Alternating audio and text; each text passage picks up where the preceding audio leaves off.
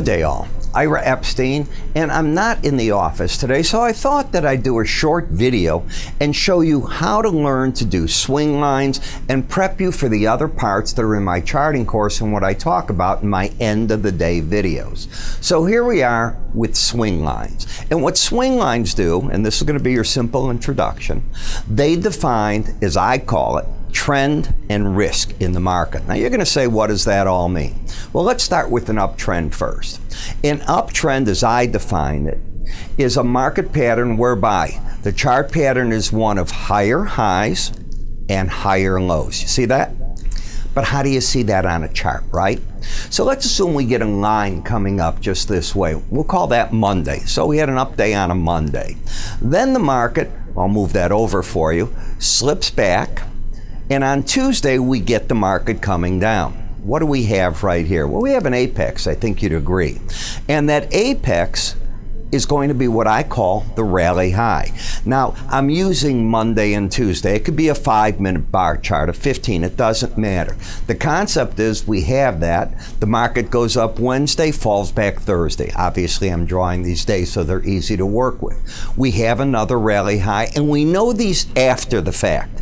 Swing lines are not predicting where the high or the low are going to come in. They're telling you after the fact what you've got. And I do teach you that during the day, you're able to pretty much predict that because of how it works. And in this case, I'll put a third rally high on the market. So now what do we have? You'll notice that each rally high is higher than the one preceding it. What else do we see on this chart? Well, as the market came down and made this pattern, we had a break low. Again, after the fact, the market did it again, and there's our next break low. So each break low is what? It has to be higher than the one preceding that one. So we have a pattern of rally highs that are higher. We have break lows that are higher, and that is how you have an uptrend. Now, how do you define the risk with that trend? Well, as we get to that pattern that we just had where we know we had that rally high, you can circle that on your chart to begin with. Draw an arrow that is exactly horizontal, exactly. There the market comes back up to it, and you can see right here. If the market gets through that number, you're in what? A pattern of a higher high and most likely a higher low. I'm assuming that for you. Right through here. We'll call that the break low, right? We had that before. The difference of one tick over the previous high to one tick under that break low is what I call the risk in the market, so on and so forth. You'll see how those patterns move right on through that, and that is where I define those differences being the risk associated with trying to catch the uptrend. I hope that makes sense. The downtrend is the flip-flop of it. In a downtrend, you define a market pattern which is one of lower highs, lower lows. You'll hear traders all over talk about that. It's not just me.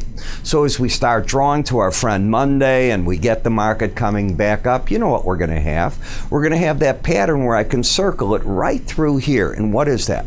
That is going to be our break low. Then, of course, we move on Wednesday and Thursday, and lo and behold, we have a lower break low, so on and so forth. Let me step here and not trip over myself. And the key here, and I'll walk over this way so you can see it. As long as the previous rally high is not taken out, the trend remains down. So you don't want to take out that high, you didn't want to take out that high. And there's your rally highs. Now, how do we define risk in it? Pretty simple. It's the same thing. We had our break, a bounce away from it.